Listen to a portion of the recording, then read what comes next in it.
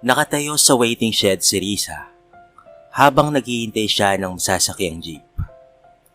Pauwi pa lamang siya ngayon dahil kinakailangan niyang mag-overtime sa trabaho. Isa siyang sekretary sa advertising. Kapag maraming nagpapatatak ng mga damit, mga mag, tarpaulin at nagpapagawa ng mga signage, ay kailangan talaga niyang mag-overtime. Pabor din naman ito sa kanya dahil nadadagdagan ang kanyang sweldo. Malakas at malamig na rin ang simoy ng hangin at nagbabadya na ang pagpatak ng ulan at pahirapan pang makasakay ng jeep dahil pasado 10:00 na ng gabi. Pwede naman siyang mag-tricycle na lamang, ngunit ayaw niya dahil halos triple ang pamasahe sa tricycle. Hanggang sa pumatak na nga ang ulan at napaangat siya ng tingin. Wala pa naman siyang dalang payong. Napayakap na lamang siya sa sarili sapagkat mas lalong lumalakas ang hangin. Maya-maya lamang ay may huminto sa kanyang tricycle. "Miss, sasakay ka? Halika, atid na kita. Lalakas na ang ulan, no? Saka baka wala nang dumang jeep. Kung meron man, baka puno na rin." Hindi na po kuya. Maghihintay pa rin po ako ng jeep. Kasi po kulang rin yung pamasahe ko eh. "Okay lang yan, miss. Kahit magkano. Huwag mo nang isipin yon. So sakay ka na?" Tumingin pa sa paligid si Riza bago siya tumango sa binatang tricycle driver. Pagkasakay nga niya nagpasalamat siya dito. "Matagal na kitang nakikita sa waiting shed na yan, pero hindi kita inaalok ng sakay dahil alam kong jeep ang sinasakyan mo." Sad nito sa kanya habang binabaybay nila ang kahabaan ng kalsada. "Oy, mas tipid kasi. Kung kaya ko nga lang lakarin hanggang bahay, ginawa ko na. Sayang rin kasi ang pamasahe araw-araw." "Ang kuripot mo ah." Natatawang tugon nito sa kanya. "Oy, hindi sa kuripot. Nagtitipid lang talaga ako. Nagme-maintenance kasi ng gamot ang nanay ko. May high blood kasi. Saka ako rin ang nagpapaaral sa dalawang kapatid ko. Isang grade 6 at isang grade 11. "Hala, sorry miss ah. Hindi ko alam. Breadwinner ka pala. Pareho pala tayo. Ako lang din ang inaasahan ng tatay ko. May stroke kasi siya eh. Tapos may kapatid din akong first year college. Sa totoo nga lang yan, hindi sapat ang kinikita ko sa pamamasada. May time kasi na ang hina ng pasada eh. Kaya eto, kahit gabi ginagawa ko ng araw. May mga utang pa sa Bombay na hinuhulugan araw-araw." Kapwa naman sila natawa sa huling sinabi nito. Maya-maya lang ay pumara na si Risa. Sinabi nga niyang doon na ang bahay nila. Saka siya bumaba at lumipat sa harap ng binata upang iabot ang kanyang pamasahe. "Itong malaking bahay ba to ang bahay niyo?" Tanong sa kanya ng binata. "Hindi grabe ka naman. Nakikita mo yung eskinita na yan? Diyan kami. Thank you ulit sa paghatid Eto, tanggapin mo tong kulang kong pamasahe. Hindi na, okay lang. Itabi mo na lang yan. Ano nga palang pangalan mo?" "Risa, ikaw?" "Wow naman, magkatunog pa tayo ng pangalan. Renz ang pangalan ko. Ikinagagala kong makilala ka, Riza." "Ako rin. Salamat ulit Hindi ko na ipipilit tong pamasahe kung ayaw mong tanggapin." Ngumiti at tumango naman ito sa kanya bago ito tuluyang umalis. Lumingon pa siya rito at napangiti. In fairness, ang cute niya. Wika niya sa sarili habang naglalakad na sa eskinita at hindi niya namalayan na nakangiti na pala siya. Napahinto naman siya ng paglalakad nang makitang bahay lamang nila ang madilim. Nang makapasok nga siya sa loob, ay nakita niyang kandila lamang ang ilaw nila. "Oh anak, ginabi ka na naman sa trabaho." Halos mapalundag naman siya sa gulat dahil hindi niya napansin ang kanyang ina dahil madilim sa kinatatayuan nito. "Nay naman atakihin naman ako sa puso niyan Bakit po ba wala tayong kuryente? Hindi po ba nagbigay naman po ako ng pambayad noong nakaraang linggo? Hindi po ba kayo nakabayad?" "Pasensya ka na anak. Kinailangan kasi ng kapatid mo sa eskwelahan yung pera. May mga project kasi sila. Akala ko kasi magagawan ko ng paraan kaya't ginamit ko muna yung pambayad natin sa kuryente. 2 buwan na pala ang kuryente natin kaya't pinatulan na tayo. Pasensya ka na anak Okay lang po yun Nay. Ginamit naman po pala nila Maria at Aris. Gagawan ko na lamang po ng paraan bukas. Mangungutang po ako sa katrabaho ko o di kaya babali ako kay madam. Pasensya ka na talaga anak. Kung malakas lang sana ako gaya ng dati, at hindi nagme-maintenance, di sana ay nakakatulong ako sa'yo. Gustuin ko mang magtindahan, baka magalit naman si Edna at Rosie. Baka sabihin ay inaagawan pa natin sila ng customer. Kaya sabi ko kay Magdalena, kapag magpapalinis sila ng kuko ng mga katrabaho niya at yung iba pang mga nagbo-boarding house ay sa akin na lamang. Ako na pong bahala sa atin, Nay. Hanggat kaya ko po ay hindi ko po kayo pababayaan. Salamat anak ha. Pero alam kong nahihirapan ka na. Ang dami mo nang isinasakripisyo para sa amin ng mga kapatid mo. Ayos lang po yun, Nay. Masaya naman po ako na nakakatulong po ako sa pamilya natin. Tinapik-tapik naman siya sa balikat nito. Saka nagpasalamat at nagpaalam na rin ito sa kanya na ito'y matutulog na. Tumango naman siya bilang pagtugon sa kanyang ina. Bago siya magtungo sa kanyang silid, ay pinuntahan muna niya ang silid na Aris, ang bunso niyang kapatid. Mahimbing na itong natutulog habang nakakulambo. Pagkatapos ay nagtungo na nga siya sa silid nila ni Marie.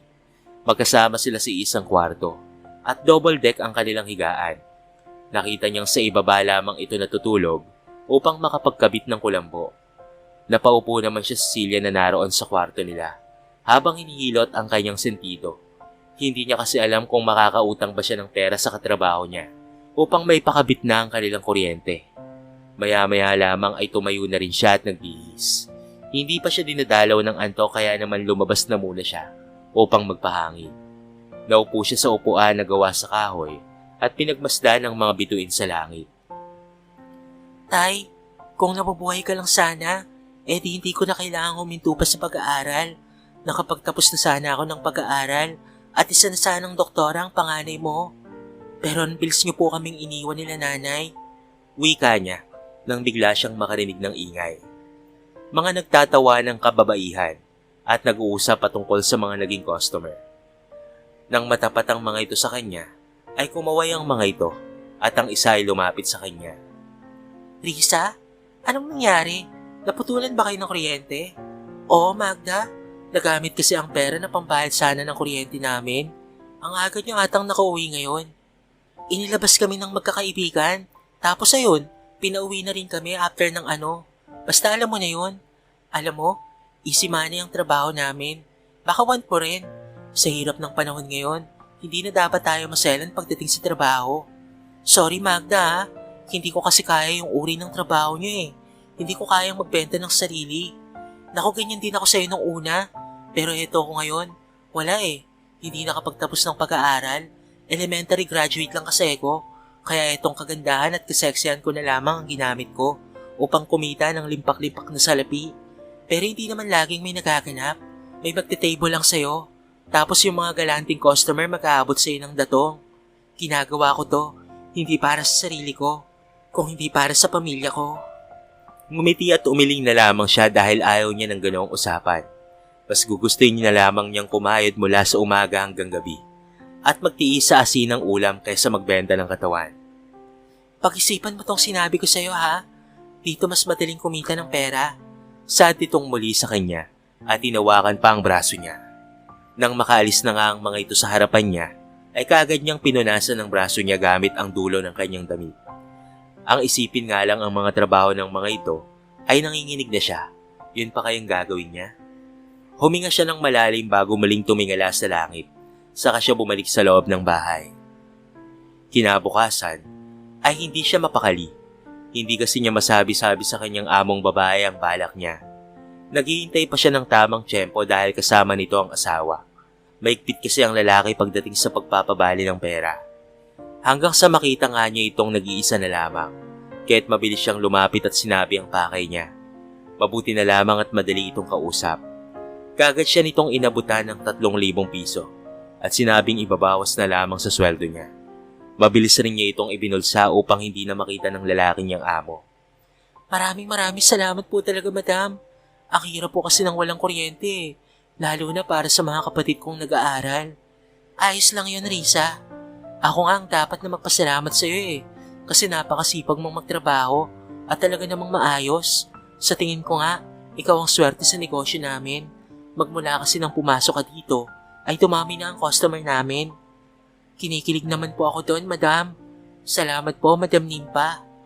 Siya nga pala, kung wala ka namang gagawin sa Sunday, Baka gusto mong ipaglinis ako ng bahay. Ay, pero wag na pala. Magpahinga ka na lang pala. Ayos lang po, madam. Kapag nagpahinga po ako, mamamahinga rin po kasi ang pagkain. Saka nga siya natawa sa huling sinabi niya. Tuwing linggo kasi ay sarado ang shop nila. Pwera na lamang kapag kinakailangan talagang magbukas. Ngunit sa kabila ng pagiging masipag at mabait ni Risa, ay hindi niya namamalayang naiinggit at nagsiselos na pala sa kanya ang ilang mga katrabaho niya. Ang iba pa nga ay sinasabing sipsip at bida-bida siya sa amo nila. Pero kahit ganoon ang nalalaman at naririnig niya mula sa mga ito, ay kailanman ay hindi siya pumatol. Dahil para sa kanya, ay higit na mas mahalaga ang trabaho kaysa sa pumatol sa mga ito. Abala sa trabaho si Risa nang makatanggap siya ng tawag mula sa kanyang ina. Ayon dito ay isinugod sa ospital si Marie matapos itong masagasaan ng kotse. Dahil sa masamang balita na iyon, ay muntikan niya nang mabitawan ang kanyang cellphone.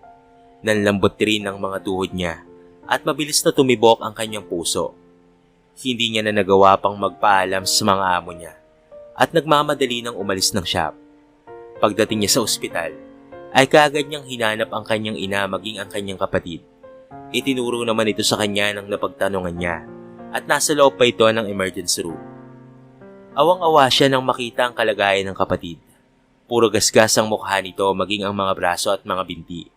Ngunit wala siyang magawa kung hindi ang umiyak na lamang. Lalo na nang malaman niyang may bali pala ang balakang nito at kailangang operahan. Dahil doon, ay kailangan niya na ng malaking pera. Hindi niya alam kung saan siya lalapit upang mangutang. Nahihiya na rin siya sa kanyang amo. Ang mas nagpahirap pa sa kanila ay walang CCTV sa pinangyarihan ng aksidente at wala ring nakakita sa pangyayari.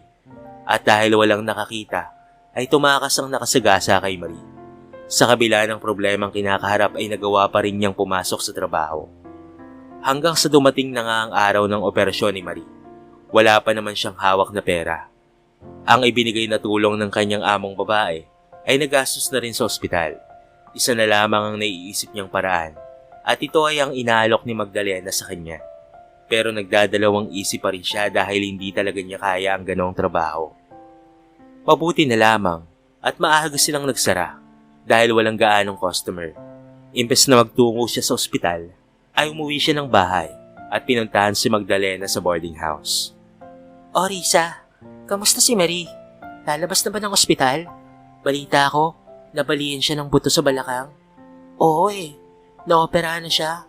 Tumawag sa akin si nanay at successful naman daw ang operasyon ni Marie. Pero malaking halaga ang kailangan ko. Walang-wala pa naman akong pera ngayon. Said na ako, Magda. Baka naman may papahiram ka sa akin. Promise babayaran kita. Kahit tulog-ulugan ko.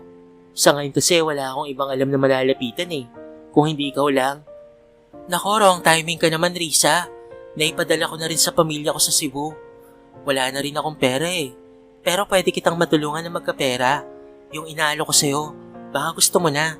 Sayang rin yun." Napapikit naman siya at napasapo sa kanyang noo. At mabilis na rumagasa sa mukha niya ang kanyang mga luha. "Sige, pumapahig na ako. Para sa kapatid ko. Pero pakiusap, Magda. Huwag mo sana itong sasabihin sa nanay ko kahit sa mga kapatid ko." "Oo naman. So mamayang gabi? Naku, sigurado akong marami kang magiging customer niyan. Sa ganda mo ba naman Sa una ka lang naman mahihiya. Pero pag nagtagal ay masasanay ka na rin." "Wala akong balak na magtagal. Gagawin ko lang to para sa kapatid ko. Pamilya ko ang mas mahalaga sa lahat. Okay, ako na ang bahala sa'yo. Bumalik ka dito mamayang 6 PM Ayusan kita. Para naman mas lumitaw ang kagandahan mo." Tumango na lamang siya rito at umalis na ng boarding house. Pagsapit nga ng 6:00, ay bumalik siya upang ma-makeupan na siya ni Magdalena. "Hala, huwag kang umiyak. Mauulas ang makeup mo. Akala ko ba lahat ng gagawin mo para sa pamilya mo? Pero bakit ka umiiyak? Lahat ng pumapasok sa ganitong trabaho, dapat matibay ang loob, lalo na ang sikmura." Humarap naman siya kay Magdalena at sinabi niyang gusto niya nang umatras dahil hindi talaga niya kayang ibenta ang sarili. "Naiintindihan kita, Risa. Ganyan na rin naman ako noong una. Ang pagkakaiba nga lang natin, virgin ka pa. Pero ako hindi. Pero kung ayaw mo talaga, hindi kita pipilitin. Hayaan mo, kapag maganda ang kita ko tonight, bibigyan kita." Bigay, hindi hiram ha. Kaya huwag ka nang umiyak dyan. Napayakap naman siya kay Magda at mabilis na tumayo mula sa kanyang pagkakaupo. Kinabukasan ay tinupad nga ni Magdalena ang pangako nito sa kanya. Nagabot ito ng 2,000 piso sa kanya. Hindi ko na ito tatanggihan ha. Malaking tulong to para sa kapatid ko. Salamat ng marami sa'yo. Salamat. Salamat talaga Magda. Wala yun no. Sana gumaling ka agad si Marie. Kapag natapos na ang bahay namin ng pamilya ko, ititigil ko na rin ang trabaho na ito. Magbabagong buhay na ako at hahanap ako ng taong tatanggap sa nakaraan ko at bubuo kami ng masayang pamilya. Pero sa tingin mo, meron pa kayang tatanggap sa akin? Oo naman. Bakit naman wala? Nagawa mo lang naman ito dahil sa kagustuhan mong maging hawa ang pamilya mo. Ang importante ay nagbabago. Sorry pala ha, kasi inudyukan kita na gayahin ng trabaho namin. Dahil sa akin, munti ka nang mawala yung pinaka-ingat-ingatan mo. Ngumiti na lamang siya at tumango rito. Saka siya nagpaalam dahil may pupuntahan pa siyang isang kaibigan at magbabaka sakaling makahiram rin siya. Naglakad na lamang siya upang makatipid sa pamasahe. Kahit medyo may kalayuan ang bahay nito. Ngunit nang makarating siya roon, ay walang tao. Sinubukan niya rin itong tawagan ngunit hindi niya makontak. Kaya naman laglag ang mga balikat niyang naglakad muli. Hanggang sa hindi kalayuan, sa nilalakaran niya, ay may natanaw siyang pitakang kulay itim. Nagmamadali nga siyang naglakad upang masiguro kung pitaka nga ba yun. Nang makatapat na nga siya, ay mabilis niya itong dinampot. Hindi nga siya nagkamali, dahil pitaka nga yun. Kagad niya itong binuksan at nagulat siya sa dami ng perang laman nito na puro tagi-1,000. Kagad siyang lumingalinga sa paligid kung may nakatingin ba sa kanya. Ngunit abala ang lahat ng mga tao sa kanilang mga ginagawa. Napakarami namang pera nito. Ang yaman siguro ng may-ari ng wallet nito. Sa kanya tinignan ng iba pang laman, gaya na lamang ng mga ID. Napag-alaman niyang isang matandang lalaki ang nagmamay-ari ng pitaka na iyon. Nakita rin niya na may calling card dito, kaya naman kaagad niya itong tinawagan. Pero kahit nakakailang tawag na siya, ay wala pa ring sumasagot. Ganun pa man ay desidido pa rin siyang isauli ang wallet na napulot niya. Kahit pa nga nangangailangan na rin siya ng malaking halaga. Muli niyang sinubukang tawagan ito at maya-maya nga lang ay sumagot na ito at isa nga itong matandang lalaki. Hindi na siya nag-aksaya pa ng panahon. Kaagad niyang sinabi ang dahilan ng pagtawag niya. Sinabi naman ng matandang lalaki na pupuntahan siya nito. Kaya naman hinintay niya ito. Ilang minuto lang ang lumipas nang may humintong magarang sasakyan sa harapan niya at lumabas doon ang isang matandang lalaki. Batid niyang iyon na nga ang may-ari ng napulot niyang pitaka, kaya't mabilis siyang sumalubong dito. Kaagad niyang tinanong ito kung ito nga ba ang may-ari at mabilis naman itong umiti at tumango sa kanya. Ako nga, iha. Maraming salamat at ikaw ang nakapulot ng pitaka ko. Marami pa rin talagang mabubuting tao at hindi nagpapasilaw sa pera. Naglalakad kasi ako kanina at nagtungo ako sa antique shop. Ang akala ko nga ay doon ko nailaglag ang wallet ko. Buti at hindi ibang nakapulot. Ang pinakamahalaga sa akin dyan ay ang mga ID ko, maging ang larawan ng nag-iisang anak ko. Maraming salamat ulit, iha.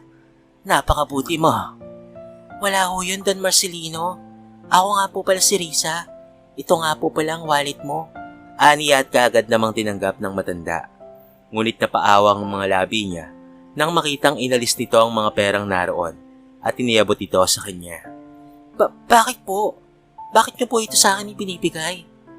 Pasalamat ko sa iyo, iha. Tanggapin mo na ito. Bumili ka ng mga gusto mong bilhin. Ikaw na ang bahala. Naalala ko sa iyo yung anak kong babae. Ganyan din siya kabait at kaganda. Kaagad namang tumulo ang mga luha niya at hindi niya napigilan ang sarili na yakapin ito. Mabilis rin siyang bumitaw sa pagkakayakap at humingi ng pasensya. Sinabing nabigla lamang siya. Ngumiti na lamang ang matanda at inilagay na iyon sa palad niya. Maraming salamat po. Napakalaking tulong po nito sa akin. Ikaw po ang binigay ng Diyos upang makatulong sa akin. Bakit naman, iha? May problema ba? Nasa ospital po kasi ang kapatid ko. Nasagasahan po siya at yung nakasagasa po ay tumakas. Hindi naman po namin alam kung sino, dahil wala naman pong CCTV sa pinangyarihan ng aksidente. Inooperahan po ang kapatid ko dahil may nabali pong buto sa balakang niya. Mabuti na lamang po at hindi nadamay ang kitis niya. Kaya rin po ako nandito. Kasi pinuntahan ko po ang kaibigan ko upang mangutang. Nakakalungkot namang marinig yan, iha. Kahit nangangailangan ka pa talaga ng pera, hindi mo nagawang angkinin ang pera ko. Isinauli mo talaga. Saan bang ospital dinala ang kapatid mo? Pupunta ako at ako na ang bahala sa mga gastusin at pati na rin sa bill niya sa ospital. Pagsabing iyon ng matanda ay muling tumulo ang luha niya sa kanyang mga mata. Pakaramdam niya ay para siyang nasisang magandang panaginip. Muli siyang nagpasalamat dito at pinasakay nga siya sa sasakyan at nagtungo sila sa ospital. Pagkarating nila ng ospital ay kagad nilang pinuntahan ang kwarto ni Marie. Kahit ngayon lamang sila nagkita ng matanda, pakaramdam niya ay matagal niya na itong kilala. Ang gaan kasi ng loob niya rito. Pagbukas nga nila ng pinto, ay nagtagpo ang mga mata nilang mag-ina. Napatayo pa si Veron at lumapit sa kanila. Veron, ikaw ba yan? Ikaw ang nanay ng dalagang ito? Tanong ng matanda sa nanay niya na ikinagulat niya. Magkakilala po kayo? Magkakilala, pero bakit kayo magkasama? Tanong ng kanyang ina. Paano po? Paano kayong naging magkakilala? Naguguluhan niyang tanong. Dahil anak ko siya. Tugon ng matandang lalaki na ikinawindang niya. Hindi niya sukat akalain na ang matandang kakikilala pa lamang niya ay lolo pala niya. Ano po? Ibig pong sabihin ay lolo po kita? Matagal ka nang walang anak. Itinakwil mo ako, hindi ba? Dahil hindi mo gusto si Freddy. Nagpapalit-palit ang tingin niya sa mga ito. Labi siyang naguguluhan sa nangyari. Matagal ko nang pinagsisisihan yon, anak. Bilang ama, gusto ko lang naman na mapabuti ang buhay mo. Akala ko kapag ginawa ko na paalisin ka sa bahay, marirealize mo na ang hirap ng buhay. Kapag walang pera, na hindi ka mapapakain ng pagmamahal lang. Pero nagkamali ako, anak. Dahil mas pinili mo si Freddy kaysa sa akin. Ipinahanap kita pero bigo silang mahanap ka. Kaya umasa na lamang ako sa Diyos. Na Diyos na ang gagawa ng paraan upang magkita tayong muli. Miss na kita, anak. Ang tagal ko nang nangungulila sa iyo. Hindi ko akalain na nandito ka lang pala sa lugar na ito. Nay, ano man po ang nangyari noon, sana po magkapatawaran na po kayo ni Lolo. Sabi ko na lahat ng nangyayari sa atin ay may dahilan. Tumingin naman si Veron kay Don Marcelino at mabilis na pumatak ang mga luha nito. Kaagad ding yumakap ang matanda sa kanya. Kaagad din siyang yumakap sa matanda. Napangiti naman siya dahil nagkaayos na ang mag-ama na mahigit 2 dekada nang hindi nakikita. Nakiyakap na nga rin siya rito bago nila puntahan si Marie na mahimbing pa rin natutulog sa higaan nito. Gagawin ko ang lahat upang malaman natin kung sino ang nakasagasa sa kanya. Ngayon natagpuan ko na kayo. Babawi ako sa inyo. Sa bahay na kayo tumira at isama niyo si Freddy. Natigilan naman ang mag-ina sa huling sinabi ng matanda. Wala na po si tatay, Lolo. Matagal na po siyang patay. 7 taon na po. Nagulat naman si Don Marcelino sa nalaman at hindi may iwasang makonsensya. Paumanhin na po. Hindi ko alam. Siya nga pala, Papa. Paano kang napunta rito? May binisita lang ako, anak. Kaso yung binisita ko, 3 taon na palang patay. Yung business partner ko. Nakita mo lang minsan yon. Kakauwi ko lang rin nung nakaraang buwan. Galing ako sa Paris. 5 taon rin ako roon. Akala ko kasi doon ako sasaya sa kabila ng pagiging solo ko sa buhay. Pero hindi pala. Dahil narito sa Pilipinas ang kaligayahan ko. Nang ma-discharge na nga sa ospital si Marie, ay umuwi muna sila sa bahay nila upang kuhanin ang mga gamit nila dahil sa Maynila na sila titira. Sa mansyon ni Don Marcelino. Lolo, bago po tayo umalis may pupuntahan lang po ako. Kailangan ko rin po kasing magpaalam sa mga amo ko Sige apo, hihintayin ka namin. Magpahatid ka na lamang sa driver ko upang mas mapabilis ka. Hindi na po, Lo. Mag-jeep na lamang po ako. Hindi naman ako montra ang matanda sa kagustuhan niya at nagtungo siya sa shop kung saan siya nagtatrabaho at emosyonal na nagpaalam sa mga ito. Ganon rin sa mga katrabaho niya. Kahit pa nga ang iba ay hindi siya gusto. Pero nang malaman na alis na siya, ay nalungkot ang mga ito at humingi ng tawad dahil sa mga nasabi nilang hindi maganda patungkol sa kanya. Sinabi naman sa kanya ng kanyang among babae na mag-iingat siya sa Maynila habang umiyak ito. Kaya naman maging siya ay umiyak na rin at niyakap ito at nagpasalamat rin siya rito dahil sa kabutihan ng mga ito sa kanya at binayaran na rin niya ang natitira pa niyang utang. Habang nasa waiting shed siya at nag-aabang ng jeep, ay bigla siyang napalingon sa paradahan ng tricycle. Bigla kasi niyang naalala si Renz. Nais rin sana niyang magpaalam rito. Kaya naman nagtungo siya sa paradahan at ipinagtanong ang binata. Pero ayon sa mga kapwa nito tricycle driver, ay ilang linggo na rin itong hindi namamasada dahil nagtrabaho na ito sa Maynila. Bigla siyang nalungkot sa kanyang nalaman. Dahil nauna na palang nagtungo sa Maynila ang lalaking nagmagandang loob na iatid siya noong gabing wala na siyang masakyan. Hindi niya maintindihan ng sarili kung bakit siya nalungkot nang malamang wala na ito sa lugar nila at may posibilidad na hindi niya na ito makikita pa dahil sobrang lawak ng Maynila. Nagpasalamat na nga lang siya sa mga napagtanungan at lumipat na siya sa kabilang kalsada at pumara ng jeep. At habang naglalakad siya sa iskinita ay nakasalubong niya si Magdalena. Oy Risa, kaloka ka ha? Alis na pala kayo? Kamakailan na lang tayo naging close tapos iiwan mo na pala ako. Pero ayos lang, nakakawindang yung balita na anak mayaman pala si Aling Veron. Mayaman pala kayo eh. Ang lolo ko lang ang mayaman, hindi kami. Mamimiss kita. Alam mo naman ang number ko, hindi ba? Kahit text-text lang tayo ha. Babalik pa rin naman kami dito hanggat hindi nabibenta ang bahay. Sabi kasi ni nanay, ibibenta na lang namin ang bahay para maging pera pa. Ganun ba? Sige, mag-iingat kayo palagi ha. Sana nga makita pa tayong muli. Akma na sana siyang tatalikod nang maalala niyang nag-abot ito ng 2,000 sa kanya. Kaya naman tinawag niya ito at ibinalik ang pera at sinabi niyang higit na kailangan iyon ni Magda. Gabi na nang makabiyahe sila patungong Maynila. Ilang oras rin ang biyahe kaya naman napagod siya at siya'y nakatulog. Nang makarating na nga sa mansyon, ay ginising na siya ni Aris.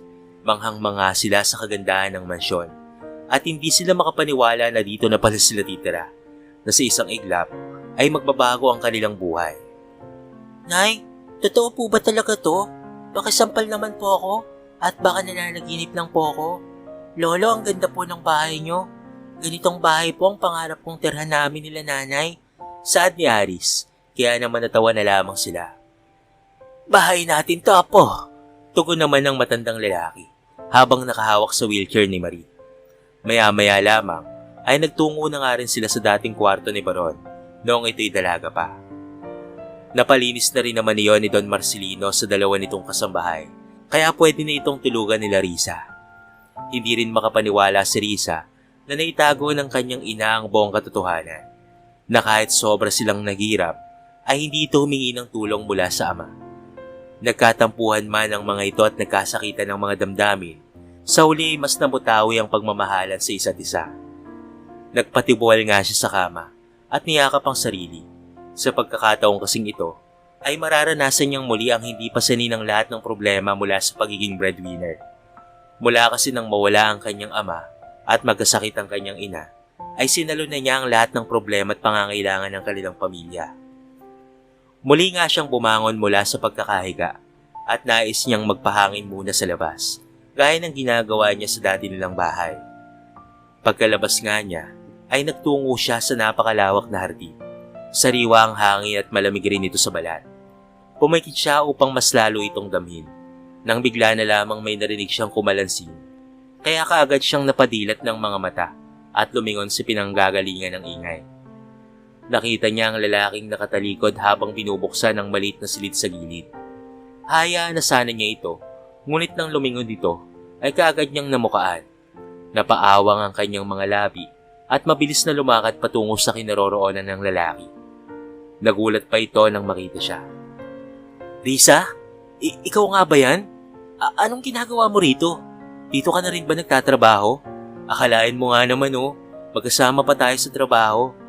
Tama nga ang sabi ng mga kasamahan mo dati sa pilahan na nasa Maynila ka na nga. Ang daya mo Hindi ka man lamang nagsabi na nag-Maynila ka na pala at hindi ko akalain na dito ka pala nagtatrabaho sa bahay ng lolo ko. Ano? Lolo mo si Don Marcelino? Teka, paanong nangyari yun? Ngumiti naman siya rito at ikunento ang buong pangyayari. Sa dami ng kanilang napagkwentuhan, ay nakaramdam na rin siya ng antok. Masaya akong muli kang makita, Renz. Ako rin, ma'am. Anong ma'am ka riyan? Tawagin mo na lamang ako sa pangalan ko, no? Saka, hindi naman ako mayaman kung hindi ang lolo ko lang. Ganun na rin yun. Apo ka niya eh. Sige na, bukas na ulit tayo magkwentuhan ha. Matulog ka na, mahal na prinsesa, at matutulog na rin ang iyong gwapong hardinero. Natawa na lamang siya ng mahina sa sinabi nito. Halos 1 oras lamang niya itong nakausap, pero pakiramdam niya ay parang matalik niya na itong kaibigan. Sa paglipas pa nga ng ilang araw, ay mas lalong lumalim ang pagkakaibigan nilang dalawa. Bigla-bigla na lamang rin siyang sumasaya sa tuwing nakikita niya ang binata, at ganoon rin naman ang nararamdaman nito. At hindi nagtagal, ay nagtapat ito ng nararamdaman para sa kanya, na labis niyang ikinabigla.